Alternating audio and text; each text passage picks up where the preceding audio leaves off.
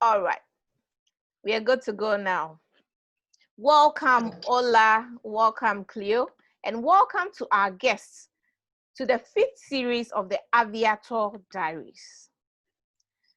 Okay. In AviaTour Diaries, all we aim to do is to bridge the gap between aviation and tourism for sustainable socio-economic growth. Today on our show, we'll be talking about Benin, an insight into Benin Republic. If you were on the show last week, you'd realize that we had Ola and Cleo as our guests, talking about the synergy that needs to come between tour operators. During the conversation, we realized that yes, Ola and Cleo were selling Benin so well. So we decided to give them the chance again today to let us know, have an in-depth of what Benin is. We have been having negative reportages on Benin lately. Benin has been trending. When you go on Twitter, Facebook, Instagram, Benin has been trending. But what has it been trending for? It has been trending for either black magic or voodoo. Is that all what Benin is? Nope. Today, Ola and Cleo are going to tell us the reason why we need to come to Benin, if not for voodoo or black magic. Thank you. Good morning. So welcome, Ola. Welcome, Cleo. Today is all about you. So I'll give you the chance to kick the ball rolling. Good morning, everybody. I'm Jesse. Good morning. Okay. Thank you so much, Elizabeth. I feel so much highly honored for this opportunity to talk to you about a passion that has taken over me. Today, like you rightly said, we're talking about Benin. And guess what? I just posted on the platform. I told them, get on the Zoom. We are changing the narratives. We're telling the story of Benin differently. Having said that, like you rightly said, all we've been hearing, in fact, I've got people from Ghana telling me, oh, Ola, we hear that for us to be protected, you know, the other way, we have to look for Benin. And a lot of things, you know, in that angle. And I bless, I thank you, for this opportunity, because it is really going to change the narrative, especially to Ghanaians and the world at large, to the English-speaking world. Benin, of course, we would not dispute that fact, has a lot of history when it has to do with the slave trade. A lot of our people that left Africa to Haiti and Brazil. And of course, how they've continued to, you know, use their tradition they exported from Benin, the voodoo tradition, the culture. But I will allow Cleo to give us the in-depth of how that migrated from Benin to all these other parts of the world. But I am here to let you know that in Benin, for the very past 60 years of our independence, is a country that you will not have any dent, any issue that has to do with war, political instability attached to. And I want to believe that that is a very strong one that will want to move, whether investors, tourists that are deciding to visit a country. I want to believe that that is a country they will want to visit.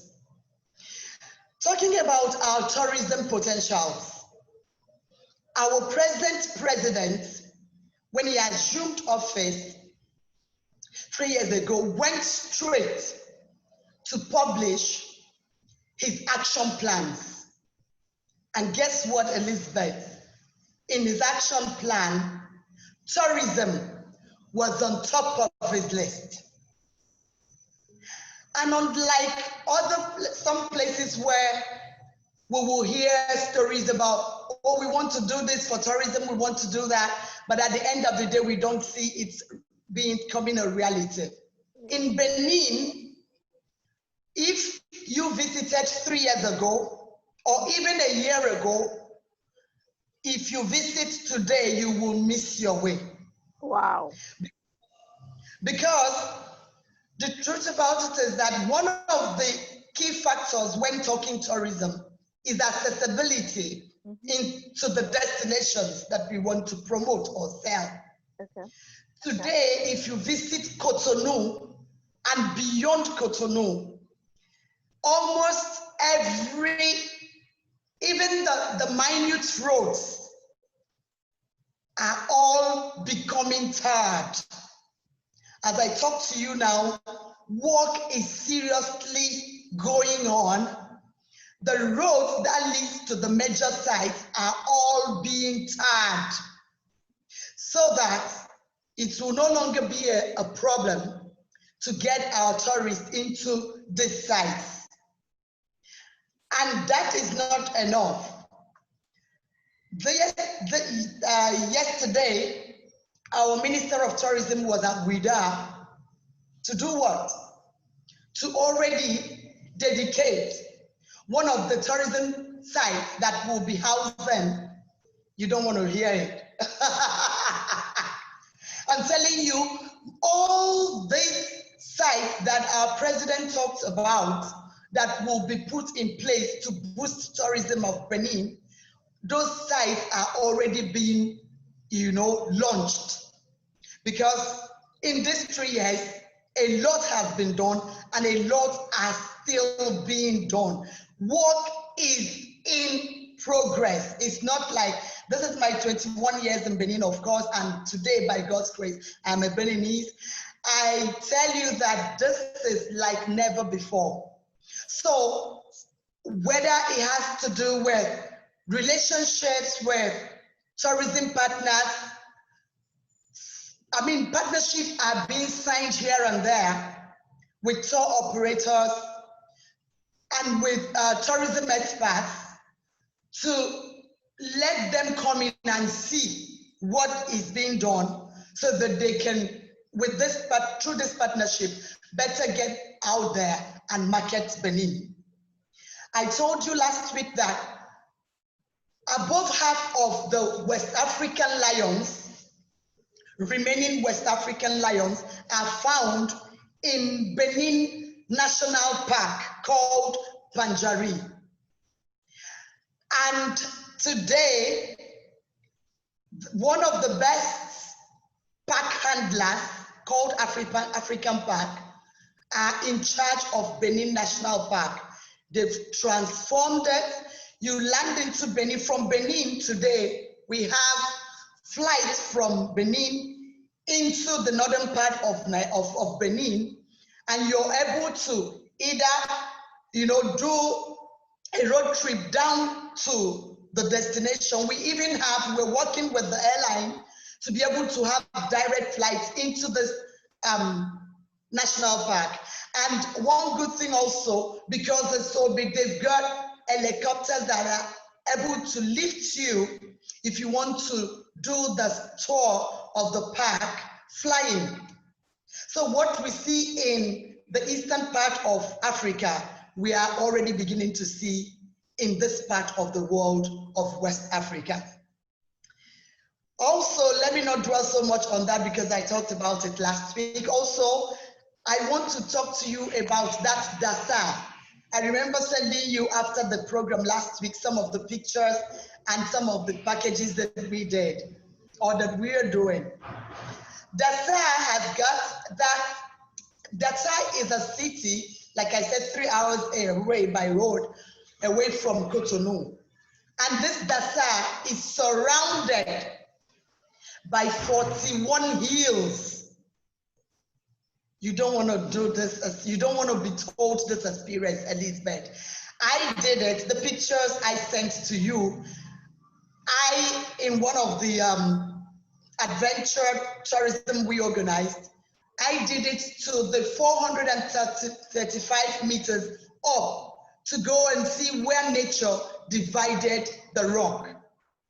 That's the picture I sent to you. All right, so I'm going to show the picture now so that our audience will have a feel of what you're talking about.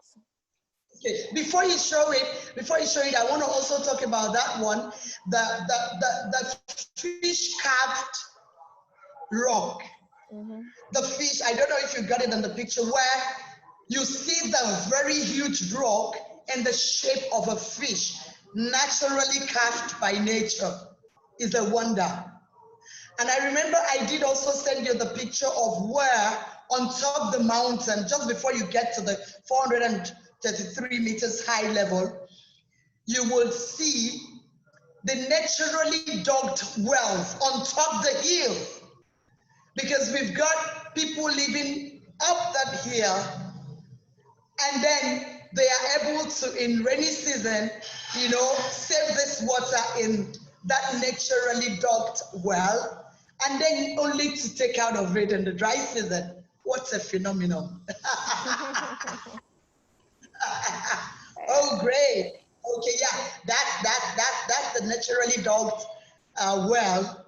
And this is up there, 433, you know, meters above up the hill.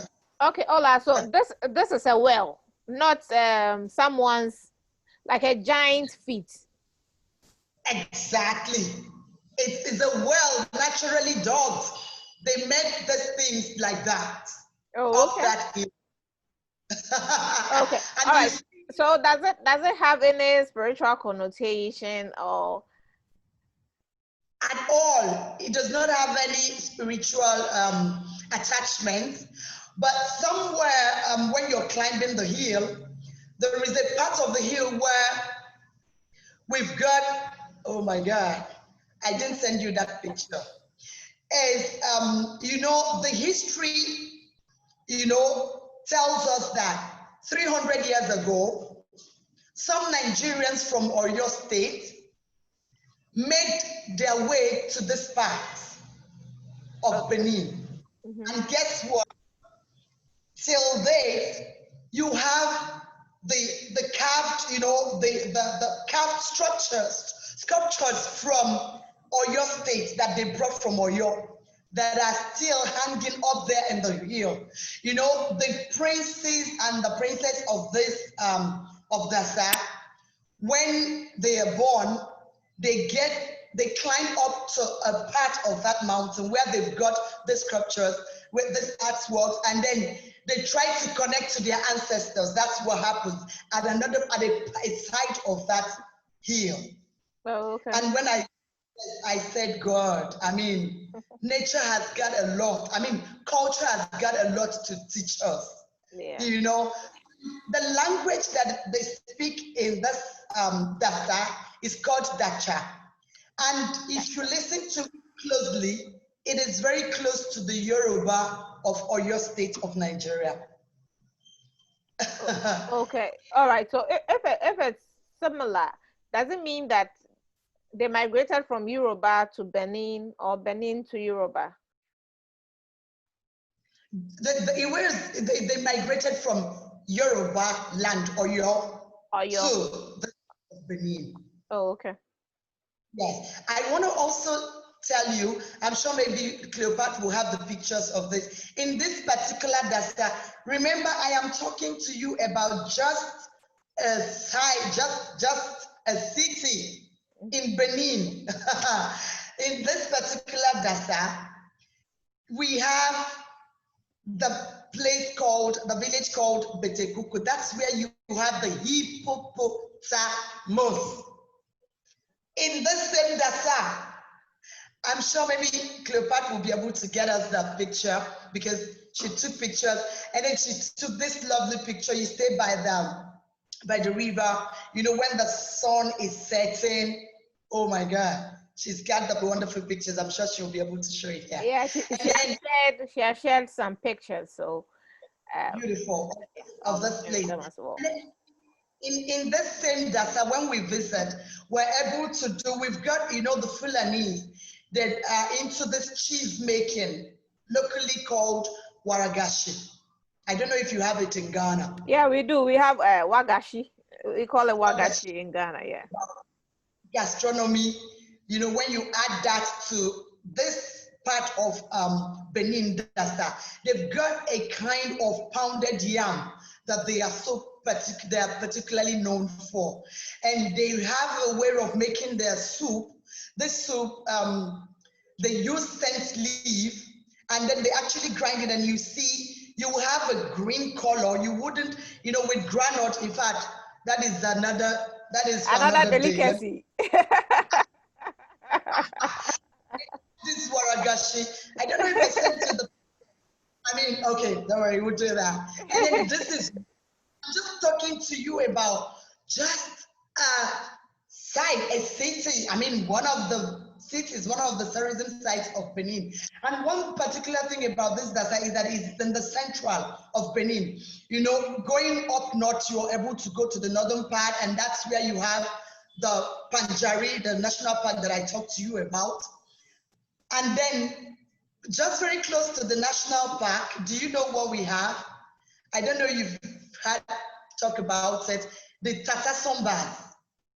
No. The Tata Sombas, oh my God, they migrated from Egypt, went through Burkina Faso, and came to settle in that part of Benin many, many years ago. And they've got this pattern, you know, this way they build they do their buildings. The locals, they are called the Otamares. These people, they believe they're just like the Masai Mara, the Masais of Kenya. They live in that part of the north, and their kind of houses, they don't want to change it. It's made of mud, but you know that resists. I mean, oh my God! I will send you the picture when we finish. Hello, hola. All right, so just to. I'll finish. You're finished. I know I can give you the whole year to talk about Benin and will not be done. Okay, so I'm going to give Cleo the chance to also chip in something. Hello, Cleo. Can you tell us how many cities you have in Benin and what exact cities do you have the tourist sites? Okay. Cleo. Hello, Cleo. Can you repeat the last part of the question, please? I didn't get it well. The exact cities you have the tourist sites. So how many cities do you have in Benin as a whole? Which cities do you have the tourist sites? Because if someone is coming to Benin, the person must know that, all right, if I go to Cotonou, this is what I'm going to see in Cotonou. I don't have to go to Porto Novo if I'm going for talk or a business trip, sort of. So the tourist sites and their cities, and then how many cities do you have in a whole in Benin? So maybe you have 16 cities, 18 cities, but within the 16 cities, 8 of them have the tourist sites. Okay. Well, in Benin, we talk much more about communes, like districts and departments. We have 12 departments, and these departments englobe 77 communes. And what is amazing about Benin is that no matter which commune you're going to take, you're going to find things wonderful, whether it is ecotourism, whether it is cultural tourism, memorial tourism, each and every city. And right now, we've been working on boosting everything that each commune has to offer so that whether it's domestic tours or international tours, There's a possibility to go to Benin from north to south, from east to west, and have a wow, an amazing experience learning all kinds of things. But if we're going to talk, like you said, about the major sites, and yes, it's important to know where you're heading. I mean, so Elizabeth, let me go to Benin, but I don't know where I'm going in Benin. That should be a problem. I do agree with you. Ola has been talking about Dassa. So Dassa, where you can get everything that has been spoken about. If we want to talk about Penjahi, so I'm sorry to bring out these lovely, but maybe a little bit weird names to everybody, but we will give out the different names. So if you're looking for Penjahi, you will go to the northern part, and because it's a national park that has been classified. So the pictures you're showing right now, Elizabeth, this is cultural tourism in the northern part. The pictures that you just showed with the horse. Okay, it's a with the horse. festival, a Lagani Festival. Yes, it's a Lagani Festival where you can now see the culture of the different people that Allah has talked to us about. It happens once a year, and you have the people till today with their culture, with their kings, with everything that they have received from their ancestors. And so it's an opportunity for those cultures who may not have horses and this way of living, but still integrating the everyday culture. Now, I saw that you showed the lions. This is the National Park of Penjahi. There are waterfalls next to the National Park of Penjahi. Lovely waterfalls that we call Tanugu waterfalls that you can experience. You can see this lion, this female lion. And like we said, there is a particular species of lions in West Africa called the West African lions. And we only have 50% of them still that you can find only in Benin, and in the whole species, we have 400 left. So that is something that people can enjoy. You were showing the elephants. You can find elephants in the National Penjari Park.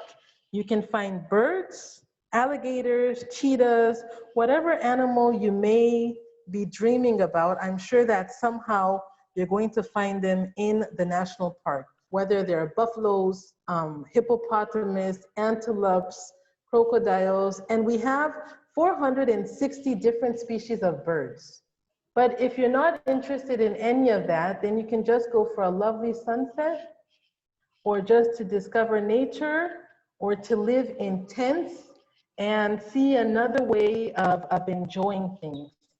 That would be the National Penjari Park. And like I said, next to it, you have our Tanugu waterfalls, and they can always go there to swim or to enjoy. Then if we continue, we would talk about one of our major destinations, which is called Ganvier. I think it would be that picture, Elizabeth, where you have the ladies in the boats.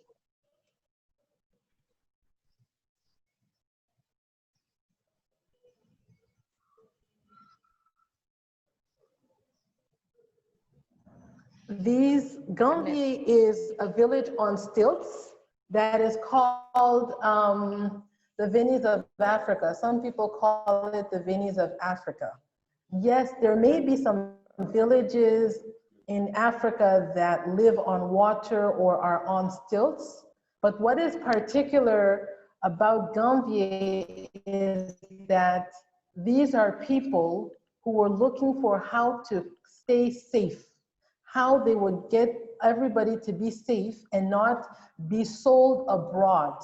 Because during the slavery era in the kingdom of Dahomey at that time, the king was not allowed to sell his own people. So he would be going around looking for other people, whether they're prisoners or just captivated people, to sell. And these people came to, so they were running from the people of the kingdom of Dahomey, a very great kingdom that I will be talking to you about very soon. And There is a legend that says that the people from the kingdom of Dahomey that are very powerful, once they're in contact with water, they lose their power. So these people were running away and found themselves in front of water.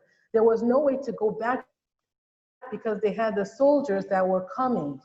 And the legend says that the chief of this community saw a crocodile, and thanks to this crocodile, who asked him to trust him and he would show his people where he could stay. The chief, luckily enough, accepted this proposal and was taken all the way to this island where the people stay today, and would go back and forth and take every single people there. And the name Ganvier is safe at last, Ganvier, which means that they knew that as long as they would stay over there, they would be safe, they would never be sold or be in prison to be sent somewhere else. Today, they're still living. We have, the last census gave us 35,000 people there, and they live there. You have everything you can find in a town. Everything has been organized: hospitals, schools, hotels, NGOs, whatever you can think about, you have it there. And you have now a typical social with the parents. Mom needs to have a boat, kids have their boat to have a social recognition, and families do business together. So husbands go fishing, they sell to their wives now come to town to sell to we people living in cities to have fresh fish and to enjoy. So it's a typical way of living and seeing how we can stay. People spend nights, or people just go through to enjoy and spend their day drinking a beer and experiencing the lovely landscape, or looking at that. The ladies in the boat that you saw is what we call the floating markets. So like we all have open markets in Africa, they have the floating markets. So there's a particular place in Ganvier where you can come and you can see them on the market day selling and getting whatever you want to buy. And there is this place that we call the Lover's Lane. So when you get there, we're going to show you what is done on the Lover's Lane. So it is one of our major sites that show people our culture and our diversity, because in Benin, we have so many different tribes and ethnies, but thanks to God, we have succeeded in accepting each other and living together with our differences. So that would be Ganvier. If we move from Ganvier, Ola has spoke to us a little bit about Ouidah. Ouidah, the reason why Benin is called the Cradle of Vodou, and why people get Vodou mixed up, confused with black magic or witchcraft or whatever. A religion that our ancestors had, and that today we still have. But in Benin, we have what we call religious tolerance, which means that in one family, you can find one person who is doing Vodou, somebody else who is doing Christianity, somebody else who is doing Muslims. We get marriages, inter-religious marriages, and we live fine. That is one of the lessons that we got from the Vodou religion, because that is what we had when missionaries started coming. And if you go to a town like Ouidah, you see what we call syncretism, which means that we had the Vodou religion, we had these new missionaries coming in, and they were given a plot, land, to build their church, what was the most sacred to them, but on the opposite side of what was the most sacred to the Ouidah people at that time. And Vodou adepts contributed to building one of our first basilics. So that is to show you what the Vodou religion is about. Every January the 10th, we have a national public day called La Fête du Vodou, where, like I said, it's an opportunity for each and everyone to recognize and value what this culture, what we have inherited, but it doesn't oblige you to get connected or to have to do anything that is Vodou. So we have all of the different Vodou adept groups who come out and who teach us a little bit more about what it is through their dances, their songs, their way of dressing, what they can do, what they cannot do. It's a national thing. It starts in Ouidah, where we have the supreme chief of the Vodou, and it's a little bit connected to the slavery story of Ouidah, where there's a procession that is done all through the town to purify and to always try to get connected to those fathers, brothers, sisters of ours that were sent to the New World and whose souls may be suffering. Because there were many of them who, after going through what we call the slave route, the whole process going from the auction market to this tree that we call the Tree of Forgetfulness, where they lose their identity, they have to turn a certain number of times because they're a man or a woman, then being locked up in this black room for weeks, at least 2 weeks, to get prepared for the horrible conditions in which they would have traveled, they would be traveling in. Some of them, when they finish all of this process, they're just not ready to go to that place. They prefer feeding themselves up with sand. They prefer throwing themselves into the ocean when they get to the coast. And so there are always till today things that are done, ceremonies to help those spirits. And the ending point of the road of slavery is the gate of non-return. So it is a gate that we built for a festival in 1992, when we were bringing back all of those children who left, letting them either come back for pilgrimage, letting those whose ancestors really forgot their identity and who can't even tell them, who are you? This is where you're from, to come back and find their roots. Or those who spiritually left, knowing that maybe it's who physically left and knowing that only spiritually they could come back, to bring them back. So in 1992, for this festival, there was a site of the coast that was chosen so that we could do prayers for them and they would really come back somehow.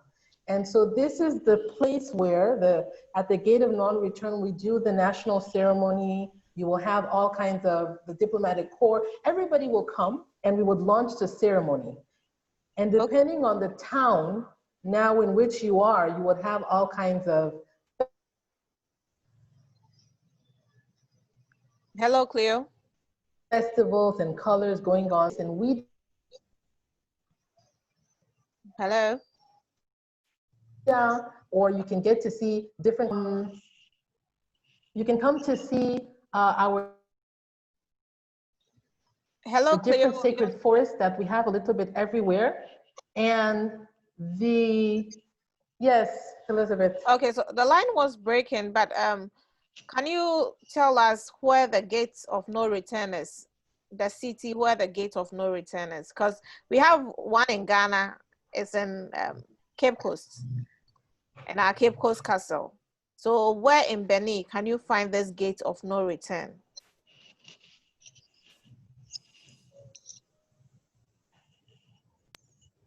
Hello? Hello, Cleo? Okay, Ola, can you fill in for Cleo? Yeah. She's experiencing network challenges. Exactly. The gate of no return is at Ouidah. I can hear you. I can hear you, Elizabeth. Can you hear me? Yes, yes, we can. Okay, so the gate of no return is at Ouidah. Ouidah, exactly. And okay, so on your way to Benin, so on your way to Cotonou, do you pass through Ouidah before you get to Cotonou? Or you? Yes. All right, then I think I've seen that town before. Yeah. And I also want to find out from Cleo. You sent a picture with a statue and I think a snake. Let's see. Yes. Is that also with that? That is also Ouidah. Like I said, if you want to learn more about how people lived at that time or syncretism, because in fact, like I said, this is the Temple of Pythons that is on the opposite side of the Basilic Catholic Church that I talked to you about. So the Temple of Pythons in Ouidah, and Ouidah is the only place in Benin where snakes are sacred. Okay. Snakes are sacred because they have a particular story with the snakes that came to help them to escape from the kingdom of Dahomey. Because in fact, the kingdom of Dahomey at a time colonized the town of Ouidah, because the town of Ouidah was the last step for the slavery trade. And the king of Dahomey just didn't want to have somebody in the middle of the business and he would be losing money. So he spent years fighting to colonize this place. That is one of the kings of Dahomey that we would come back to. So in this fight to get Ouidah, we have the snake, yes. Yeah, I think this king, he has a very unique history. This is Benhazin, right? This is Benhazin. Okay, so yes. Is he the king that was captured by the slave traders? And then he stopped, I think he stopped the ship from moving on the sea or something. I think I've heard a story with regards to that. Yes, King Benhazin is the illustration of resistance, the no that we said to the colonizers, the French who were trying to colonize the kingdom of Dahomey, and who had already succeeded in having different kind of protectorates with other kings around.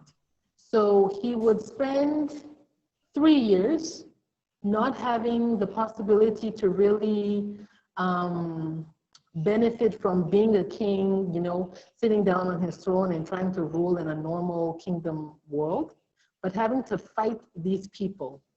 There were 2 major fights between him and the French people. The first fight, he won it, and it was very interesting, thanks to the Amazons, which is another major cultural heritage that we have. The Amazons, who are a group of female trained soldiers who are sent to the field whenever men couldn't succeed or whenever there were major strategic issues. These female ladies called the Amazons, in our local language we call them Agoji, but these Amazons were set up by the only woman who ruled in the kingdom of Dahomey. And it was not easy because you can imagine how things were at that period of time, but she had the opportunity to do it for the benefit of the kingdom. Her name is Tassi Hangbe. Until today, we have her direct descendants who are still on her throne and working on it. So that is also something that we can go and meet and discuss and learn from this story. So the first fight was won, but the second fight, there were so many losses that King Benhazin said, no, it's not possible. I'm not a king so that my people would die, so that blood would be shedding. Let me try to negotiate. He truly didn't understand the concept of somebody wanting to take somebody else's place. He understood going to war, losing a war, getting prisoners and everything, but he just didn't understand the concept of colonization. But he was dealing with a man that we call General Dodds, that was sent by the France to manage all of the getting into colonization affairs. And he truly believed that a king can only speak with a king. So he wasn't a vis-a-vis so that he would discuss with him. So he asked for a negotiation, a discussion with the King of France so that they would discuss and find a way out because his people couldn't continue dying. He thought that when he would go to France to discuss, that truly it would be a pourparlers, you know, discussing and trying to find a consensus or something. Unfortunately, when he got there, he found that he was sent to exile, that he was imprisoned, he and his court that followed him, his family. He would now try he got one of his sons, Wanilo, that went with him to learn, as we would say, the language of the white people, to read the writing and understand how these people would function. And this son, Wanilo, would now try to speak the same language so that the people, even if his father was in prison, they would try to get paid for when the king himself surrendered to come all the way to France. Unfortunately, climate conditions, you know, because we have winter and all kinds of things, and in Benin we have no snow, we have no winter, we have rainy seasons and dry seasons. So all of this would now make him sick, and unfortunately, he would die. But he succeeded in leaving Martinique to get to Alger, where he would die. But the good side of the story is that, yes, he is recognized for what he has done, but his son Wanilo will become the first Black lawyer to work at the Paris bar. So maybe that is the good side. And we spent years fighting so that his rests can come back. So when you go to Dahomey today, you can see that. You can also see different private palaces of the king and see on, take a look at the 48 acres on which you have the official working palaces of the kingdom of Dahomey, and learn more about this kingdom and their impact all around. So that is King Benhazin, one of our very beloved kings. Wow, this is history. And I know that for us to learn everything about King Benhazin, we need to travel to Benin. We definitely have to. Definitely. And yes, and we are We're hopeful, here for that. Yes, and we are hopeful that the borders will be opened soon. When the borders are opened, to restart tourism, we need to do something between Ghana and Benin. And believe you me, you'll see me in Benin soon, because seriously, I'm loving the history. I'm loving how you, it feels as if I am at the tourist sites and I am seeing a pictorial graph through how you're describing it. Thank you so much. You guys are great. All right, let me read a few comments and then we continue. So I think from Captain Gallagher, he said it's a volcanic formation. So I think that he's referencing it to the rock with the giant feet. Yeah. And then we have from ATC04, he says that he's migrating to Benin. His heart can't take it anymore. Wow. Captain Gallagher said, can we have a WhatsApp and Facebook group? We can all have the pictures and videos. Then this is very good information, and Benin would be fully demonstrated by Ansen Travel Consult. Wow. He also said, I did history, but you have made me love this absolutely. It's so wonderful. So wonderful. And I know that I read a story with regards to King Benhazin, and they said he had, his power was in, is it a rod? And that for the, for the slave traders to be able to capture him, his brother had to remove the rod from where he was so that he would become powerless. I don't know how true that story is, but I think that that man was, yes, he was great.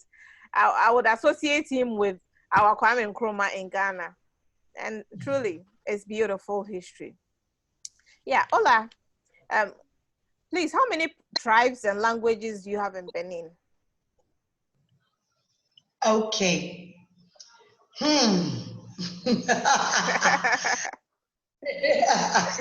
That is really, I must be very frank with you. Cleo will be in a better position to answer you, because just our place in, just like in Nigeria, they said it is said that every kilometer is another language in Nigeria. So that's about what you also have, especially when you go beyond. But we've got, just like we have in Nigeria, we've got the major ones. We've got the Hausa language, the Yoruba, and the Igbos. the major ones. Got, a lot of them.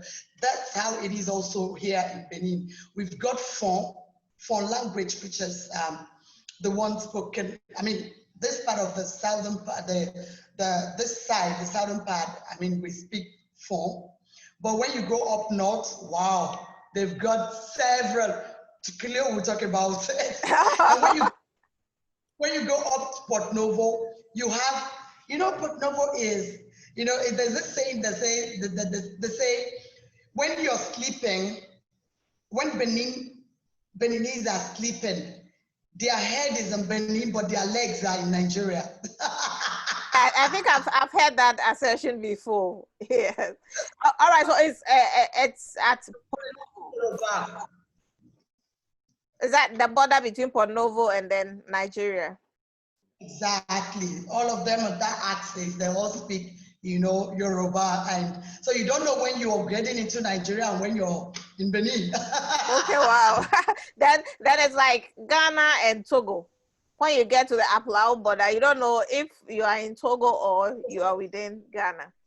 So exactly. Yeah, West Africa in actual sense, it's sort of like one, how do I say it? Is it one egg in a lot of oranges or something? We are basically one, because I realize that some of the languages are similar. When you go to Nigeria, you go to Benin, there are some words that as an Akan, I can pick up from how they speak. Yeah, so okay. Yeah. So we are siblings with different mothers. I would put it that way. Exactly. Listen, sorry, I just saw that Captain, shared the link of Casa del Papa. Cleo talked about, because she was trying to dwell on the voodoo thing and then the history behind it. By that reader, Captain just shared a link on the Casa del Papa, is the waterfront. Do you know, people, whenever we have long holiday, in Nigeria, you get into Ouidah and all you see is the diplomatic cars. Why? Because there, somewhere down there at Ouidah, we've got, the waterfront. Okay, that's it showing.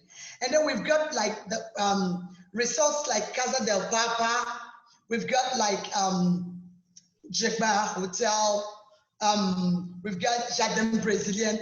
They are all restaurants and hotels by the the bank, by the ocean, And then do you know one thing? Oh my God! As I'm talking to you now, the contract has been signed. We have this very big one that is coming to take above 40 hectares just by that. The waterfront, to build the holiday village that we call Village de Vacances. I won't tell you the name, you're going to get, that is the pictures you're seeing. You come in by Friday, by Thursday, and they stay all down there till Sunday and get back to Nigeria to work on Monday. Oh, okay. I tell you, experience you don't want to, you're able to do hiking, you're able to do kayaking, you're able to do a lot of things, even the mangroves, you're able to, oh my God, a lot of things. I love, who is doing this? Is it you? It's me. All right. It looks so beautiful and neat. Yes, I'm just marveled at the level of the sand. Exactly. This is what you have at the other side of Casa del Papa. And then we're here and we're like, when people talk about Benin, they just say voodoo, voodoo, voodoo. I say you people are because you've got all these things. You see, some people, when they come from Nigeria, like I said, somewhere at that Casa del Papa, you're able to do what we call spa or bain de karité. Bain de karité is actually shea butter spa. And you just go lie down by the beach, and you've got these wonderful ladies. You have a wonderful massage, and then you can imagine what that means. And then from Friday to Sunday, you're living in that environment. Hola. Hola, I know you're crazy about Benin. No, seriously, it marvels me, like the kind of passion, because I know that you don't come from Benin. But yes, Yes, but you have migrated to Benin. But to see you talking about it with such passion, I'd like to ask, how is domestic tourism in Benin? Do the indigents, appreciate what they have? Like how you're appreciating it? Do they patronize what they have? Okay, thank you so much. A very vital question. I think that question, that problem is an African thing. Whether it be also Ghana, because I work with Ghana too, and then Nigeria, even Togo. Do you know that as a tour operator, we started off with the package we called Weekend Getaways, Weekend Francophonie, and Weekend Anglophonie. What that simply means is that Friday to Sunday, we take you to go experience English-speaking country, which is Nigeria. And then we bring Nigerians to come experience Benin, which is Weekend Francophonie. We make them learn French and then leave, experience Benin. Then most times we have Beninese that we get into the store. Do you know what happens? Most times you have them say they just want to go somewhere else, when some of them don't even know very well their own. So, and I thank God for what we're experiencing now, that the borders are closed, the flights are only taking people who are going back to their country, evacuation flights. So we are all stuck in here. So even this, this holiday, so we've got myself and Cleo, we were at the national radio this morning, and it was to tell, because as it is our Independent Day tomorrow, so we went to tell them the domestic tourism packages that Gota Voyage and Toura Voyage has put together for them. So it's going to be every weekend. We've done it a different way, where we want to get just the youth to travel the first Saturday of the month, the ladies to get together and travel every second Saturday of the month, the men to travel every third Saturday, and then the senior citizens to travel the fourth Saturday. And all these things is that working with these people, the locals, we've seen that, you know, when I put out, because we also do Gota tour, educational tour to the US every year, and Israel tour and Turkey and all that. Anytime you put out that, people come and they pay 1 year in advance. Yeah. But when you bring out that of Benin, you know, or even regional, because sometimes we do discover Benin and West Africa, you know, we do to talk with Togo, and then, you know, into Ghana, where we go to Senchu Hotel and we partner with him to do some of these things. So, and then at the end of the day, even to Lagos, we all do all the way we do the longest, you know, the longest, the longest canopy walk, you know, and Lekki and all that in Lagos, you know. But when you bring that, you just have very few people coming. And, you know, in as much as we're passionate about this thing, we want to move it, we want it to peak. But most times you don't get the market as you want. You know, most times it's not what we want already. But me and Leopard, we've decided that no way. Even working with with our contacts with the government to make it become like a gift. You know, they're going to be given now, you know, interior tourism as a gift. When they have to go for holiday, they will have to go visit one of this, like they have a ticket to be able to go for this interior this domestic tourism. Okay. Exactly. Because I think that maybe reason why we are not patronizing our own is that the story is not really being told well, or we don't appreciate what we have, and we rather want to go to other countries to experience it.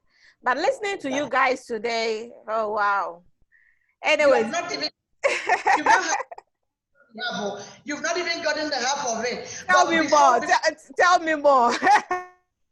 No, before we go into that, just to answer your question, it is always greener You know, pastors, talking about pastors here, you know, they always see it better. But what we do, I shared a post last year in November after World Travel Market in London. We were in Paris. I sat down for hours under the Tour Eiffel, watching the iron, how everybody from everywhere is paying, trying to do selfie that they were also at the Tour Eiffel of Paris. I sat down and I really did some, you know, underground work to understand why will the world at large want to come and experience this? Because of the history. It's because of the history behind it. No, you said yes, and then also you said something. You said because telling the story, people knowing how to tell the story, narrative, changing the narrative. That's why we're here. Yeah. Our people, you know, has never in the time past, they never used to take out time to invest in telling their stories, marketing their own.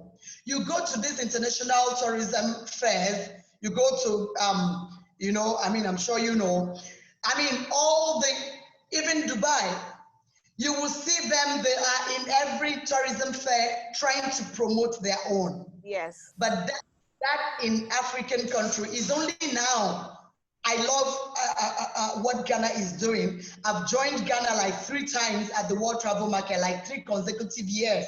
They will be there to sell Africa. And then because we are not selling, we will come and dance with Ghana. That is our Africa. You understand what I'm saying? And look at the effect in Ghana today. And we know it's just, you know, this is just the beginning. So we telling, because it is like myself, since 2011, I've been telling the story. I would take the flyers of Gota, go try to, you know, in all the fairs, go to Akwaba, go to Ndaba, go to World Travel Market, South Africa, go to Dubai and all that.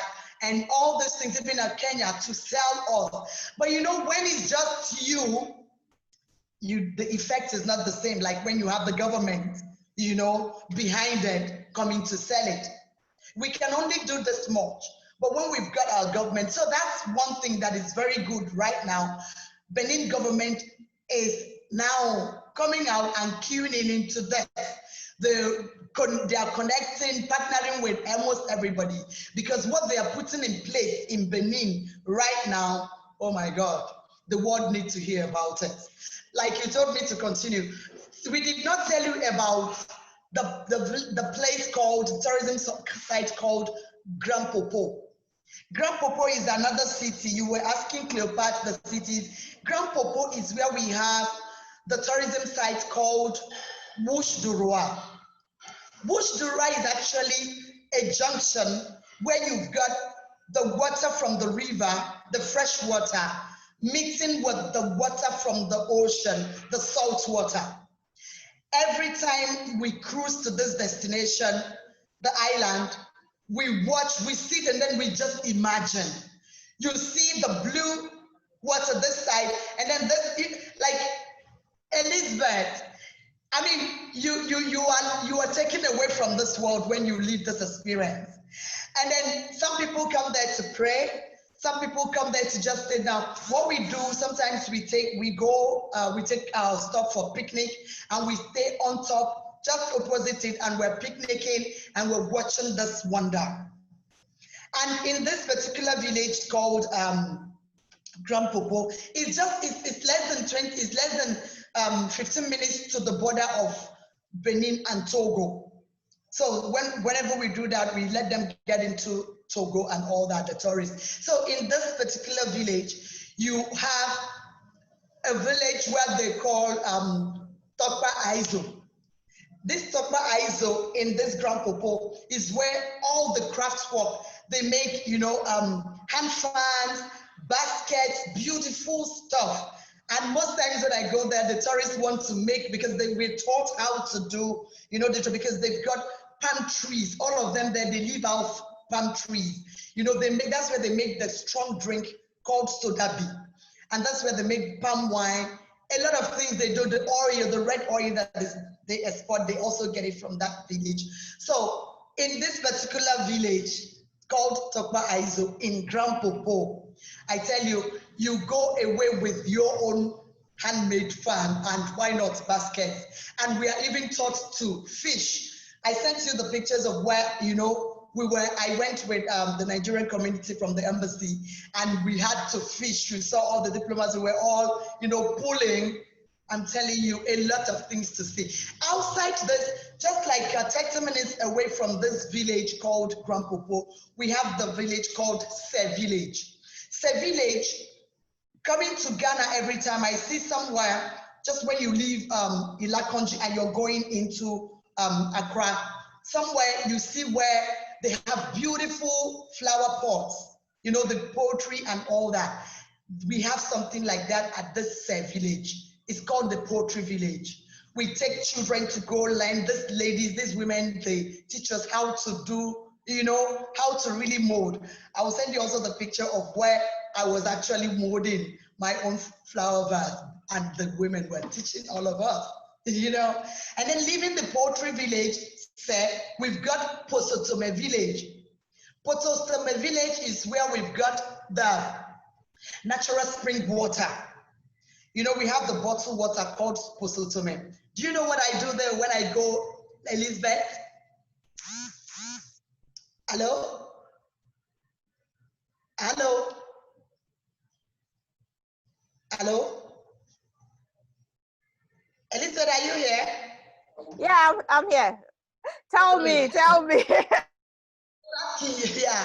What do you know what we do when we go to Posotome village?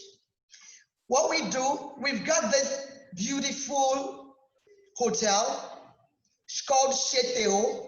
This hotel, the owner has used, you know, just like what we have in Kenya, he's used the local wood to, you know, carve stuff and really made his rooms out of it. And this is, you know, responsible tourism, patronizing our own, not importing everything from, I don't want to call where. So, and then this hotel, when you're in this hotel, in the night, we actually walk down to very close to the source, the spring source, the spring water source. And then they've made, you know, kind of shower, and you have natural spring water coming out from on the ground. Elizabeth, very hot. You will actually feel that you are in the room doing, you know, like the sauna, the spa thing. We go there like, you know, 11 p.m. in the night, and we're able to wear just our, you know, and then we put our head and we just get this hot shower naturally coming out from the spring, from the source. And you go back to your hotel room and then you're like, wow. And you go home healed, because, you know, there's this story around it that is very medicinal. You know, when you get it, you know, when it hits your skin and all that, you just feel like you've done a body massage, and then you go get a good rest. That is the Posotome village. You know, you're able to actually do all these things around. We did not tell you about Alada village, where we have, you know, a lot of things. And Cleo tried to talk about Abome, just about the Benhazin, the Roi Benhazin. You know, they had 14 kings, and then they didn't count 2. One of the ones they did not count as that Amazon, the lady we went to see, one of the descendants of the Amazon, the lady warriors of Benin. You know, that is that. Did we tell you about Port Novo? Not yet. And we did not even talk about Cotonou in all these things, the economic capital. You know, Port Novo is the political capital. Elizabeth, I know you will say I'm monopolizing it all, but you told me it's Benin Day, so. Cleo, what do you want to chip in, add up to what Ola has said?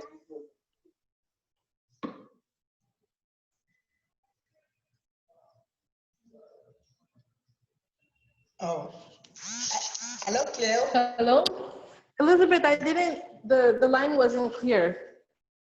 Okay, I asked if you would want to add up to what Ola has said.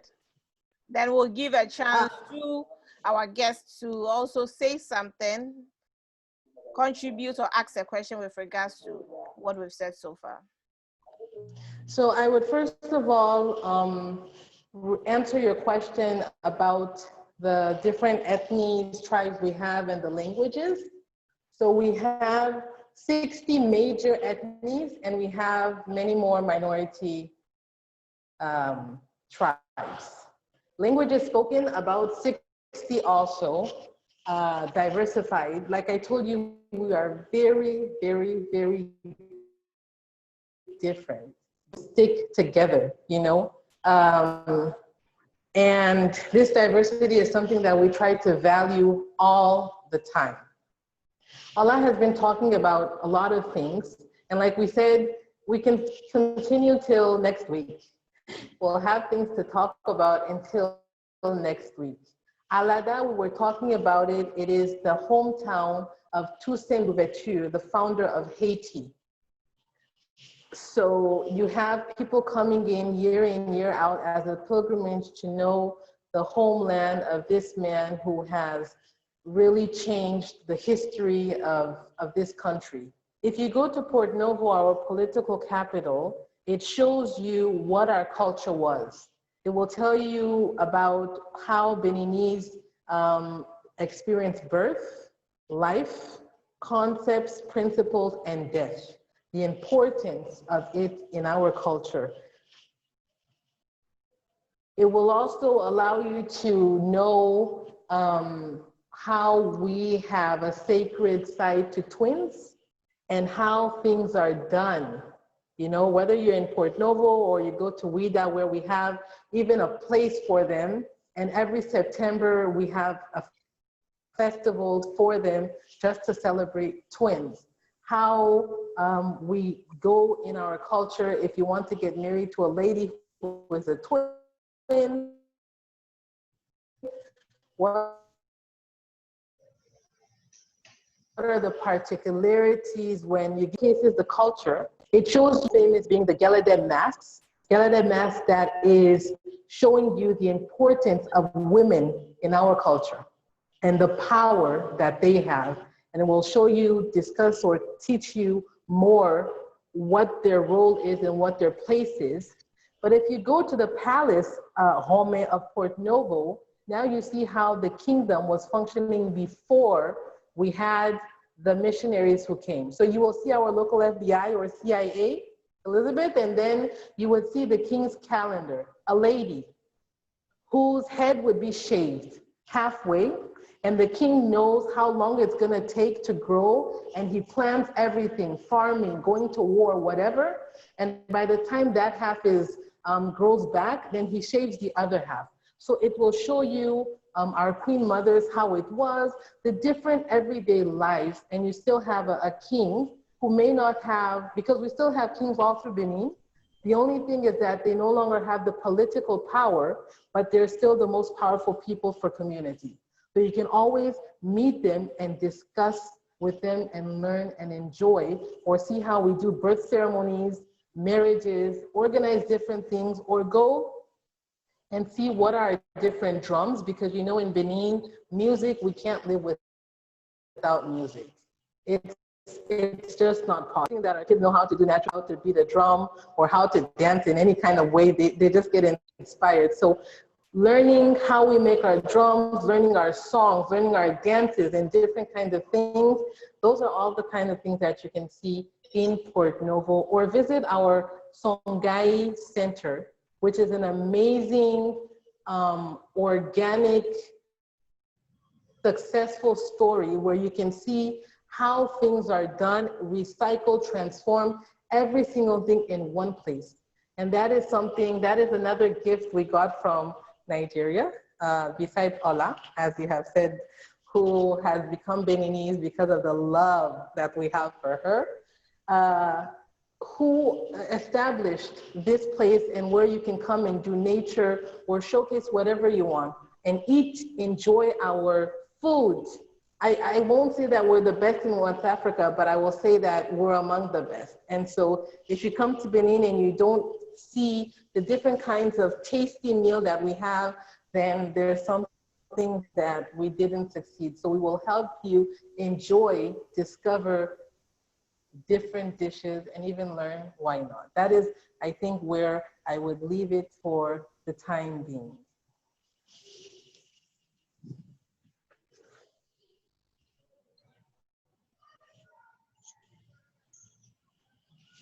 Hello, Elizabeth.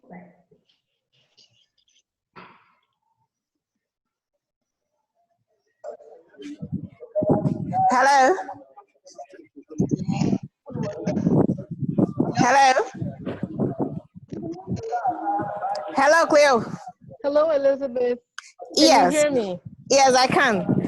Thank you so much. And as I said, our guests are really falling in love with Benin. We are joined today by, we have the Executive Secretary of GATOF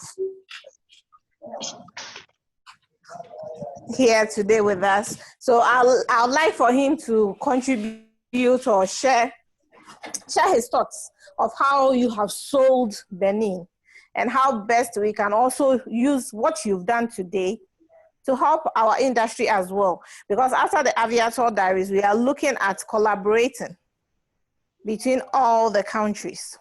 And for us to be able to do that, we all need to know our country and we all need to tell the story well. We should not pick a story that someone has told, but we should own the story because it is us. Looking at the coronavirus pandemic's effect on the whole world, everybody would bear witness that we need to encourage domestic tourism. Because really, if we want to wait for outsiders to come into our countries, then it means that we are going nowhere. It is up to us. So I'm giving the chance to Mr. Emmanuel Frimpong from GATOF. Mr. Emmanuel Frimpong from GATOF, kindly unmute yourself. Okay. And then welcome to the AviaTour Diaries Series 5. Thank you very much, Liz. We're talking about Benin today. Yeah, thank you very much, Liz, and good afternoon to everyone, especially to the two wonderful ladies that spoke, Cleopatra and Ola. Ola, how are you? I am doing excellent. Great. It's good to see you. This is my second time of seeing you. This is online, but we met in person when we're doing Women in Business and Tourism. We met at Ambassador Nancy's office, and I fell in love with your passion for Benin, and you just exhibited it. And I'm also great to have Cleopatra. The history that you've taken us through is great. And I was sharing with Liz, I think earlier on this morning, and she was telling me about the passion of our great friends from Benin and how you are selling Benin. And I think we have seen it here as well. And not long ago, I had an opportunity to host the former UN WTO Secretary General, Mr. Taleb, Dr. Taleb Rafai. And one of the things that he said that was instructive was the fact that Africans must enjoy Africa. Africa must promote Africa. We cannot allow any other person to promote us. We cannot. They will not do that for us. They will not. History has shown that they will not. We have to do it. So I am excited to hear all these great things about Benin. I want to believe that those of us who are from other African countries will also emulate this. We must first know what we have. We must participate. If we don't participate, we cannot speak with authority. If we don't enjoy it, we cannot speak about it with authority. I was looking at a beautiful picture where scrolling, and I'm like, whoa, I have to get here. And some of us, we've heard not so good news about Benin. All we thought about was the Jew and all that kind of thing. there is more. There is more that we can learn. So I am excited to be here. And let us not just limit it to ourselves. Let us take it out of Africa and tell the world that Africa has it all. One of the things that Dr. Talib also said that coronavirus has also brought to bear is the fact that Africa has to take the lead as far as tourism is concerned. Africa has to take the lead. We have everything that we can think of, and the world is looking up to us, Africans, to lead them. The world is looking up to us to lead them. So let us take the bull by the horn and let's go out there. Any opportunity that we have. Ola was talking about when we go for conferences and exhibitions, trade shows, let us exhibit Africa. One person cannot do it. One country cannot do it. Two countries cannot do it. We have to come together, partner each other, collaborate with each other. It is not about competition. It is about Africans coming together to promote Africa and telling the world that Africa is the place to be. And I believe that we can do it. With some of you leading, I believe in women. I believe so much in women. Women have the power. As for us men, we are some way. So please, women, lead us and we will follow. We will follow. So thank you very much for the opportunity. And I'm great to be here. Thank you. Thank you very much, Emmanuel. Emmanuel is the Executive Secretary of GATOF.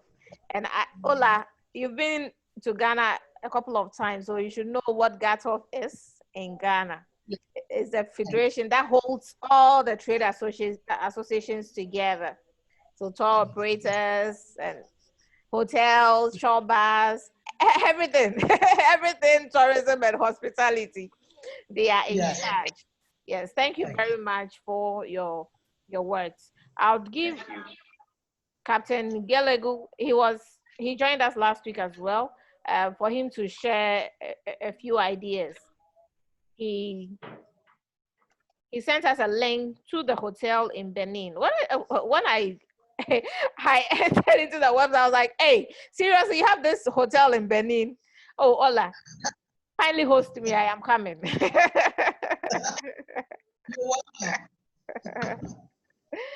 Kindly host me. Oh, I have seriously fallen in love with how you have sold your country. It's marvelous. It's awesome, totally. And I hope that after this meeting, other tour operators will come on board. Because I realized last week when we had the session, you had a contact from Carigo in Nigeria. I hope, yes, so I'm hoping that there'll be a lot of collaborations between the stakeholders to make this dream of Africa a reality. Africa needs to be seen out there. And for Africa to be seen, it's from us. We need to tell our story. Welcome, Captain. Thank you so much for joining us today. Any thoughts, contribution, questions to what has been discussed so far? Yeah, good afternoon, everybody. Good afternoon. I'm excited. I've been to Benin, but you know, when I drive through, I'm looking at the beaches. I'm like, wow, look at the coconut trees, and look at, I just see excitement, but I didn't know there have been developments that I absolutely didn't know about. And from what I've seen so far, man, there's no need to even go anywhere. Just walk across the border. Why do you want to fly to East Africa to go and see lions and lakes and falls and everything? Everything's right here next door to you. Just like we say in Nigeria, there's one expression we say, wait till they go look for Sokoto day for your Sokoto trouser. Like you're going that far. Meanwhile, what you're looking for is right inside here, which applies to all Africans. Tourism in any country, where you talk about France, why people go to France, you go to Brazil, you go to all those places, there is serious internal tourism. First of all, every Brazilian in Rio that I know has a vacation home somewhere in the country where they go to the beach and you know all that. But unfortunately for Africa, even the people with the wealth, even when they go to all these countries where you see Africans travel, they just go to the shops. They don't go to any, people have been going to London. When I ask them, have you seen the catacombs? Have you gone to Oxford to see how how they used to jail people and keep people? But most people don't know. They just go and do shopping. Unfortunately, we've not taught ourselves to enjoy Africa. So, like, we are so few, but we have to start somewhere. I see we're always talking about selling outside. Let's try and see if we can sell inside. Looking at all these things, immediately when I saw some of those pictures and all those things, I said, oh my God, I'm going to try see how we can sell it to schools. Because for these things to happen, you have to first attack the young people. The older people, you can't change them. They are gone. So if you can get those schools to go on tours, if you can even get it cheap, you know, it's first of all, it's cost. Cost is a big problem. But if you can find a way of bringing the price down so that schools can take tours from Ghana, from Nigeria, from everywhere, and they can go. So you build the mind. The kids already now have the mind. Oh, you know, next, and they can tell the story. And as they grow older, they will be able to sell this continent. I always believe in working with children first. You know, so let's see how we can build this thing. We are talking now, we can expand the talk. We can see how we can make the cost as low as possible so that children can come in. Because with children, as they grow, definitely we know that we can. Then they can now sell it to the world. As they travel, they say, ah, no, we'll come to Africa. You can, you know, with their friends or even on social media. Oh, you know, I went to this place and the places on Instagram. Say, really? Somebody in Toura say, oh, yeah, I went there yesterday and look at this place. It's so nice and this and then you know it has expanded.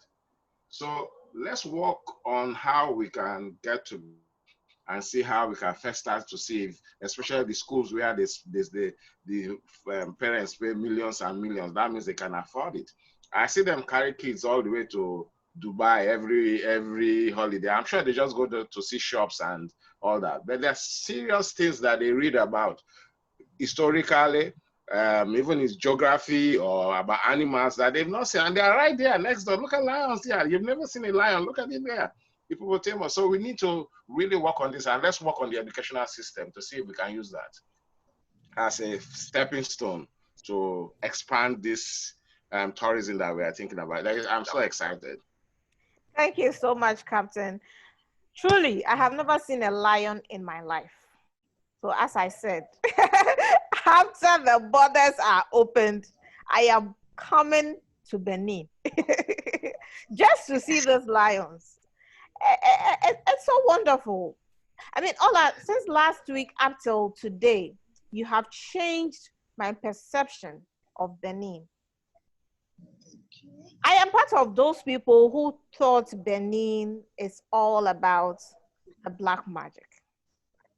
So seeing it trending online, all I do is when I see it, I just laugh and say, hey, these people too. Even just this morning on one of our local television stations, there was this, I think it's a Malam or a Herbal, whatever, talking about how everyone knows that, yes, if you want the best black magic, is Benin. And I was like, hey, wow.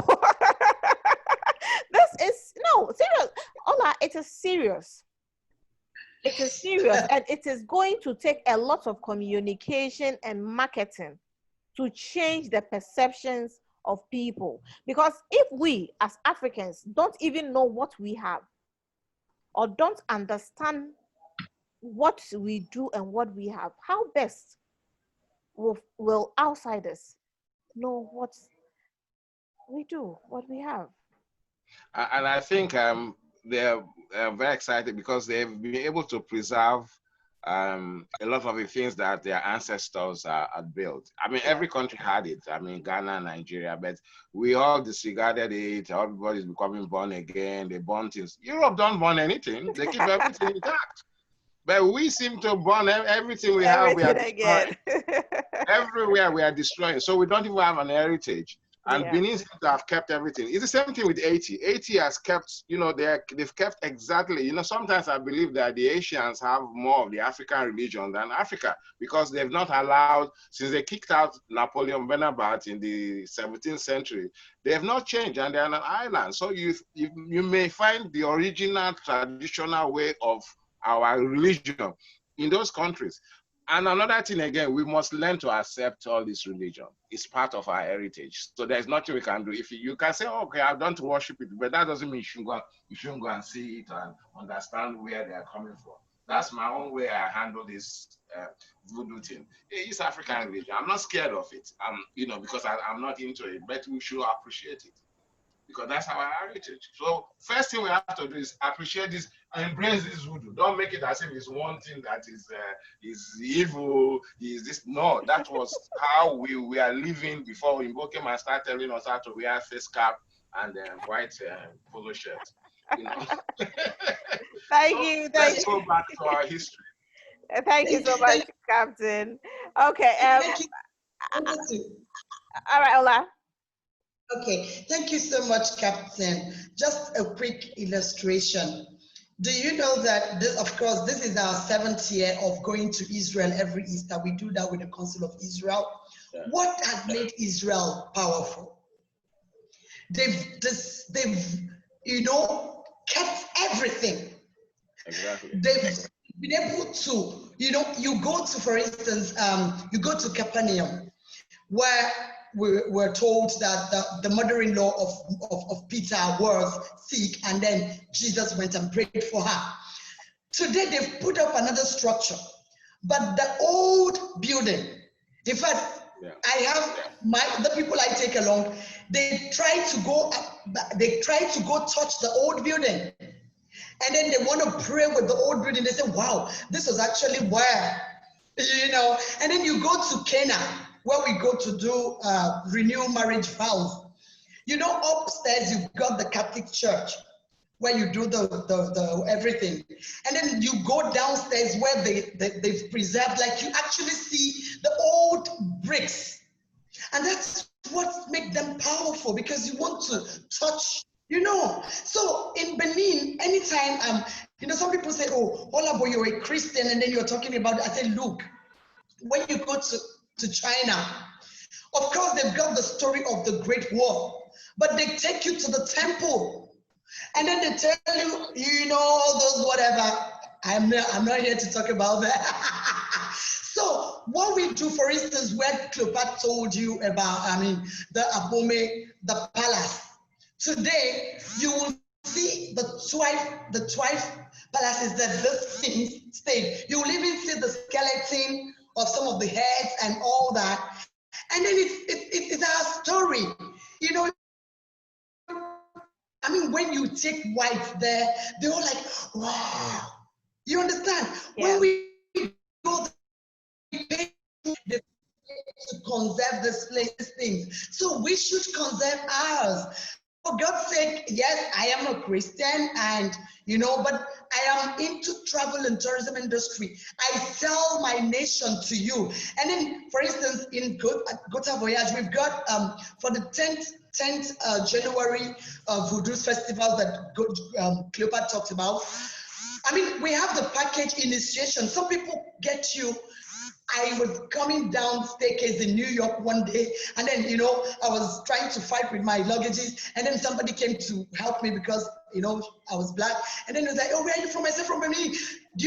He left everything he was doing. He followed me, helped me carry my bag to my destination. He said his dream will be to come and connect to this voodoo of Benin one day, that he's actually saving towards that. So the thing is that, tourism means discovering the world, making your entourage, we that are in the industry, you make people discover what they want to discover.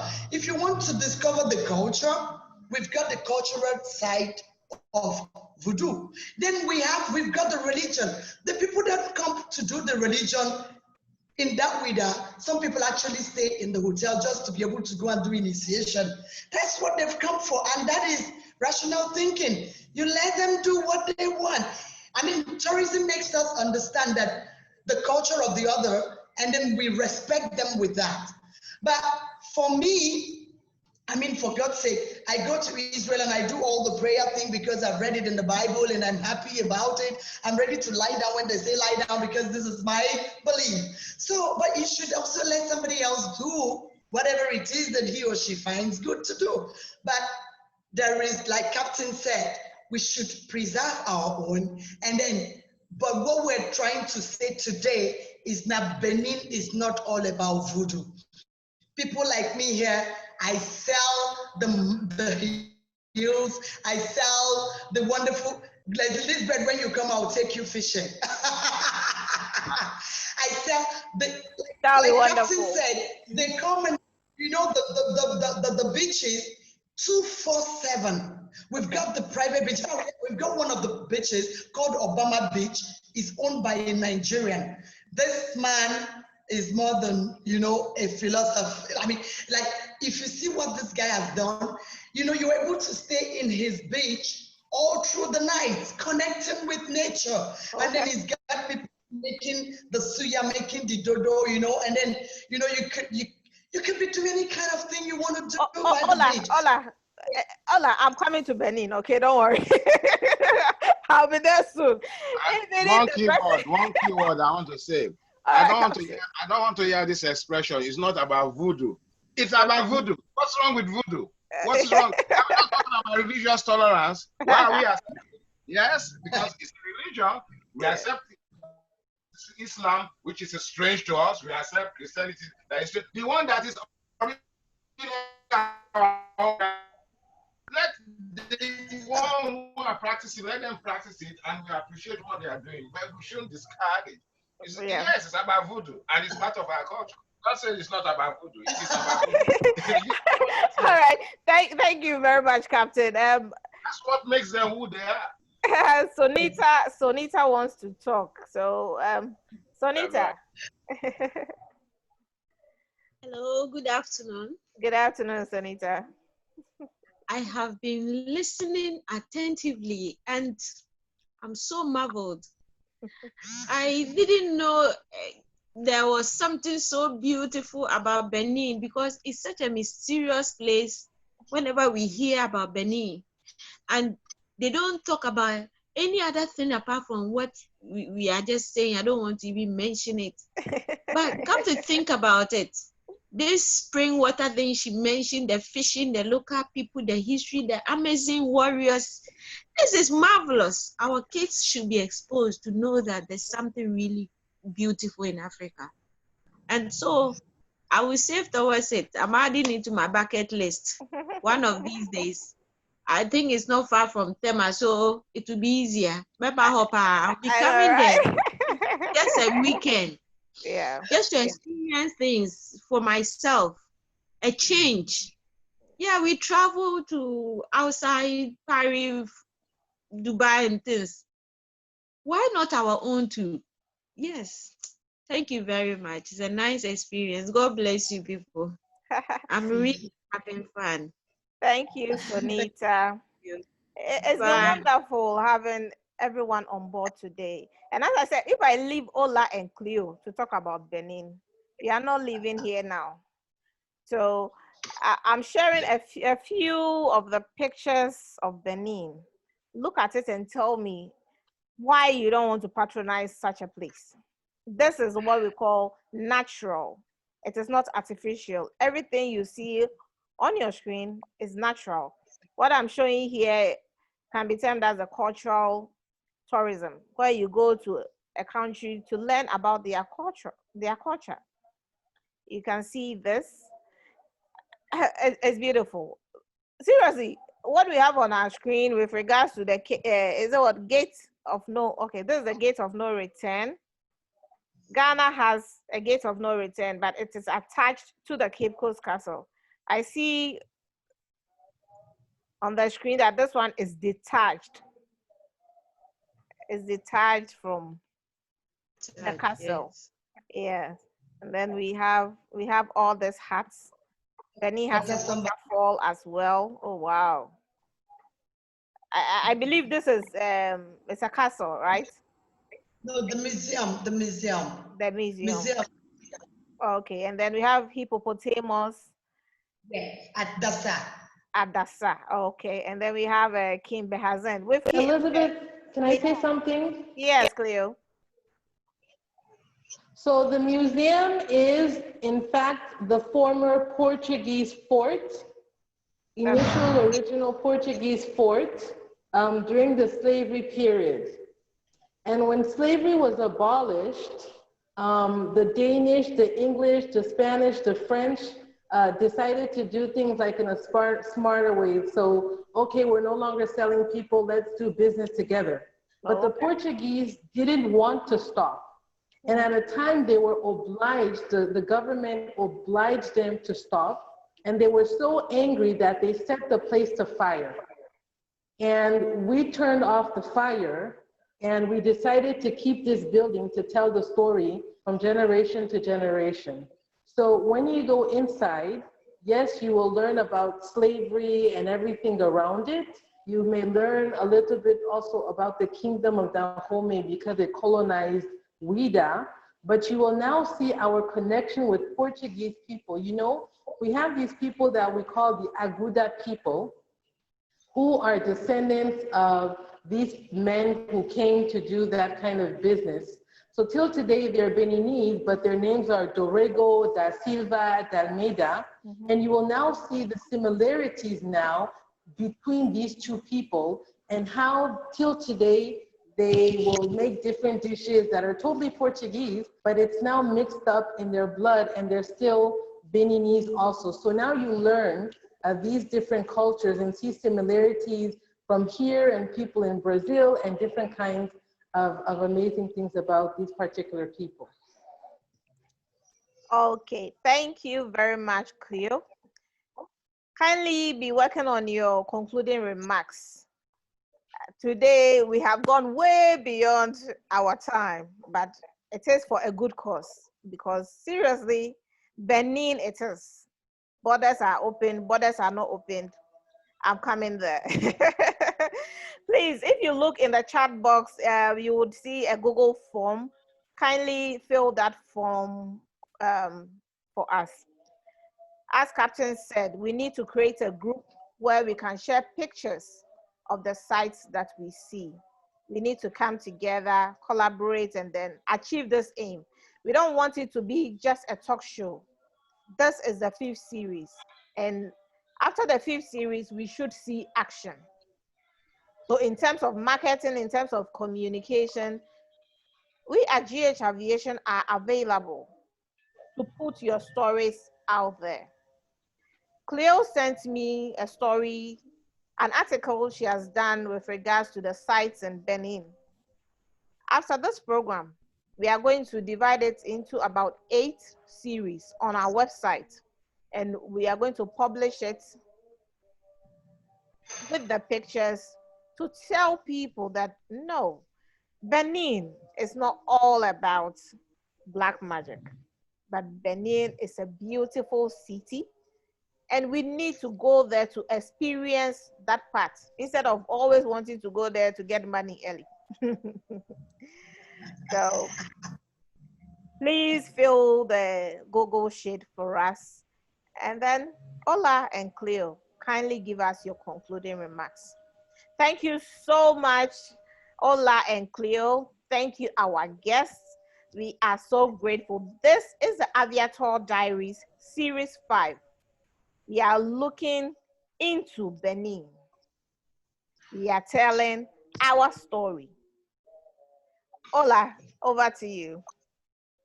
Okay, thank you so much, Elizabeth. Our time, of course, is fast spent, but just to chip in something to reply, Captain, you know, he talked about training the children, catching them young. Of course, the saying goes that, you know, it's very easy to bend, you know, the tree when it's small.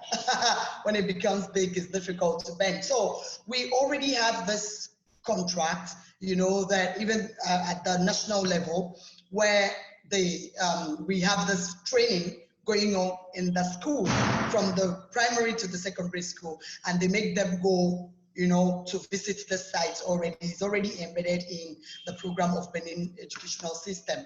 And then also, like I told you this morning, myself and Cleo, we were at the radio station, and it was to do what? To sell, to market the packages we've made to this site. And can I tell you, it is as low as $15. The transportation, the site, and all that from Cotonou We go in the morning 9 and we come back by 6 to discover this place. It is as low as $15, not to make money, but to really let this get into our people. Okay, having said that, I want my closing remark. Hola, just $15. So in the local currency, how much is it? Because you're going to, you are targeting the locals. So I want it to start from what we do as locals. $15 is somebody's language. How much in CFA? It is 10,000 CFA. 10,000 CFA. And then with that, we want to make it because it's going to be an every weekend affair. So even when you're coming into Benin and you're lodged in your hotel, you're able to, just like what we see in Dubai, you're able to go on, we called it city tour of Gota and Toura. So you're able to pay just the 10,000 and visit every of the cities that we've mentioned. So, and we prioritized the youths. That's why the first Saturday is always for the youths. Okay. Having said that, just another. Okay, so 10,000 CFA.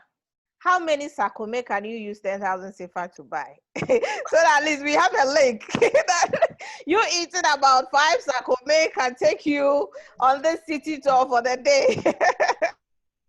No, actually in the city tour, we've got, of course, your water and the snacks added, but there will be a stop for lunch in the, for instance, if it's Port Novo, where Cleo talked about the famous Songhai agricultural sites where they are feeding almost all the Africans naturally bio. So there, you're able to buy with this 10,000 CFA, you're able to buy like 5 plates, up to 6 plates of food with the 10,000 CFA. It's a small 10,000 CFA. You know, if you go to a big restaurant, I mean, you can take that and just go a plate. You know, so it's just 10,000 CFA is just like the lowest after 5,000. So we've made it like that, myself and Cleo, not for the money. We know that when people now come for, you know, you want to do a week in Port Novo or wherever, then we can do the tailor-made packages. But this one, we want it to really be like the city tour, just like what we have in London. You know, you did not make any reservation, you just hop in and hop off, even in South Africa, everywhere, as cheap as for everybody to already be in the bus, discover, stop at significant sites, and then now come tomorrow to do a whole tour. You know, if you so desire, why not? Of course, you will desire after we tell you the story. Okay, so my closing remark, Lisbeth, will be, like I said last week, it is, we're not talking synergy today, but please, as the executive secretary, my friend rightly said, of GATOV, let us begin to put in our mind as tour operators that we are not in competition. We have to begin to think complementing each other. That's like I told you, I will go to World Travel Market, I'll see Ghana doing things, I'll come and dance, correct? And because it's Ghana that is there, it is us. Yeah. You know, let us remove this thing. Like I remember, I don't want to say something, but last week, somebody said, oh, is it Ghana you're talking about? You know, we're not competing. Showcase, somebody in Ghana was saying, I want to come and discover Cotonou. Me in Cotonou, of course, we are here selling what our tour operator partners in Ghana have. That's why I take people from here. And then, I mean, Mr. Senchi Hotel will do a lot of things. They lodge in his hotel, and from there, they're able to connect other places. You know, so that's what we're supposed to be doing. Let us complement each other and not compete. It won't take Africa anywhere. They know us with the black thing that you talked about, black magic. We are always against each other. That's what they have as belief in the black magic.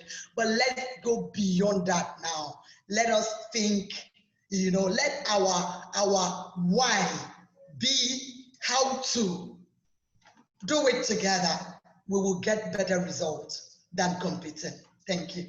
Thank you, Ola. Wow, that's been great. Okay, Cleo, your closing remarks. And then for all of us who don't have the conversion, $15 in Ghana cedis is about 90 Ghana cedis. 90 Ghana cedis. So if you want to be part of the city tour, you get in touch with any tour operator in Ghana. They will add this 90 cedi Benin tour to what you will spend in Ghana. And I don't think it will be even more than 500 cedis or 600 cedis. And you can do a Ghana Benin tour. So beautiful. Cleo, your closing remarks. Thank you very much, Elizabeth. Thank you to everybody. I think the last thing I would talk about is one of the pictures that we didn't go through, which is an underground village. It's called Agongwento. It was built in the 16th century by the second king, Dakodonu of Dahomey. And it was one of the major military assets for the kingdom. So you have a 10-kilometer underground village where you have about 52 huts or houses, buildings that were built where the soldiers of Dahomey would hide themselves, let the enemies pass, and then come behind them to surprise them and win the many wars that they have won. So that being said, it would be come, discover, and enjoy. Benin is there for hospitality, for culture, for food, for fun. Cotonou by night, if you don't want to do anything, if you just want to sleep in your hotel room, you can discover Cotonou by night, and that is also something amazing, amazing. We are there 24 hours out of 24 hours. Like Elizabeth has said, you can come out at any time. You see people going, doing their business and just living their particular life. No, there is no threat, no security problems. We're just coming and going. We say that Cotonou never sleeps. That's the way it is. And as we are all talking, yes, we talked about synergy last week, but I would like to remind us all that Africa was one. When Mother Nature made Africa, we were one.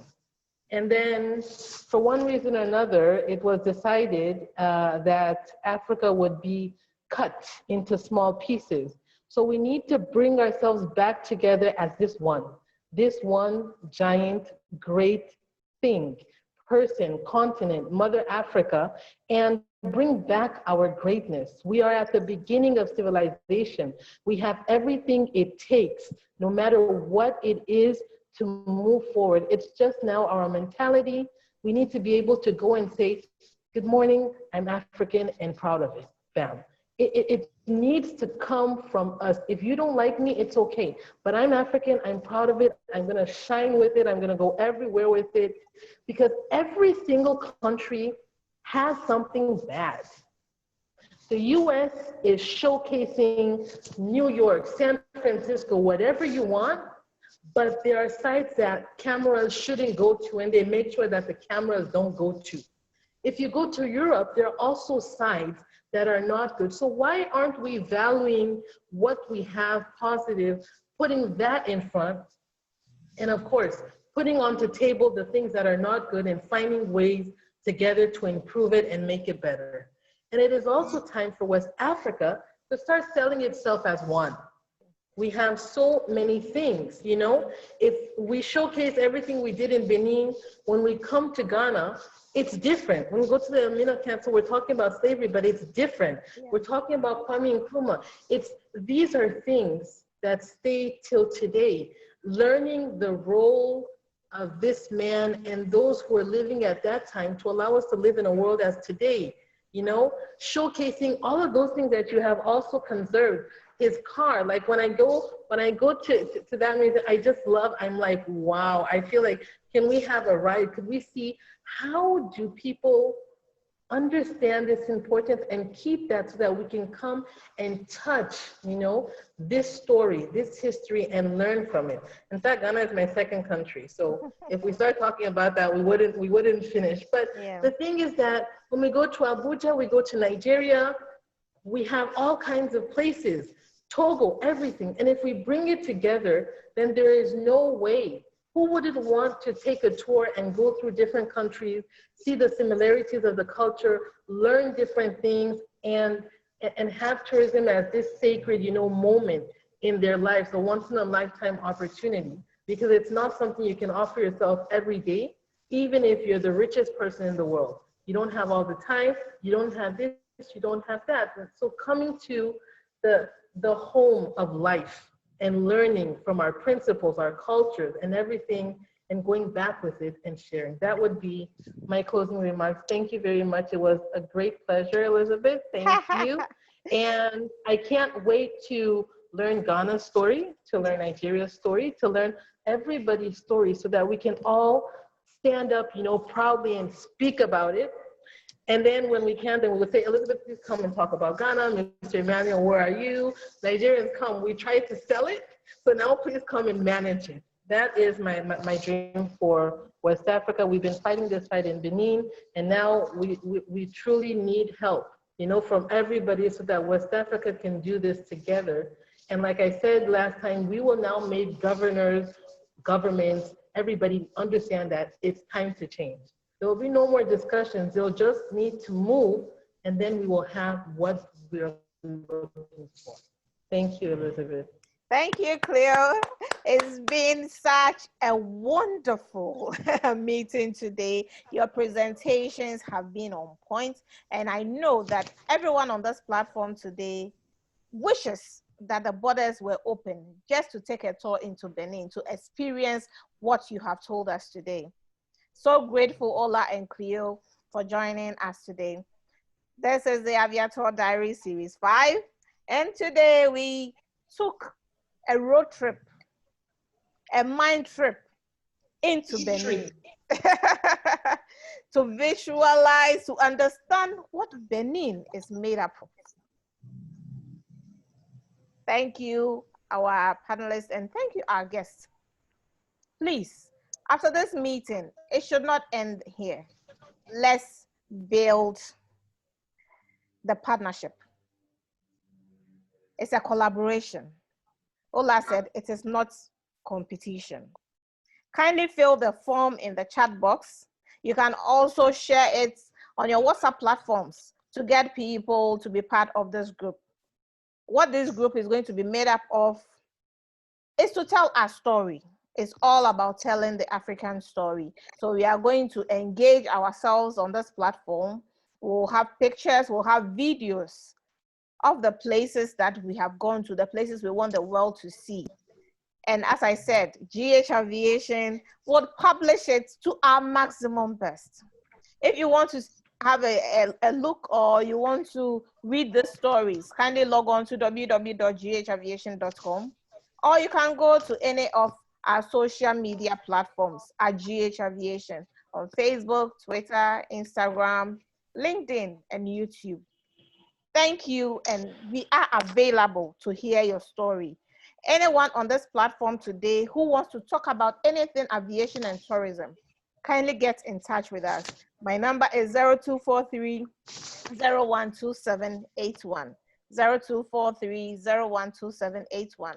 Get in touch, and we would feature you on our AviaTour Diaries or Aviation Canteen. It's all about telling our story.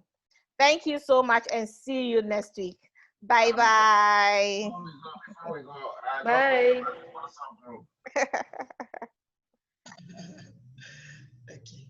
Hello, Captain. I said, don't forget about creating the WhatsApp group. Yes, I'll create it immediately, sir. Thank you, Captain, everybody. Hola, Cleo, thank you.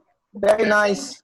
Super. Very, very nice. Very, very nice. And Captain, thank you. I agree with you 100%. Thank you. It will be done. I'm learning the national anthem. I've started learning the Benin national anthem.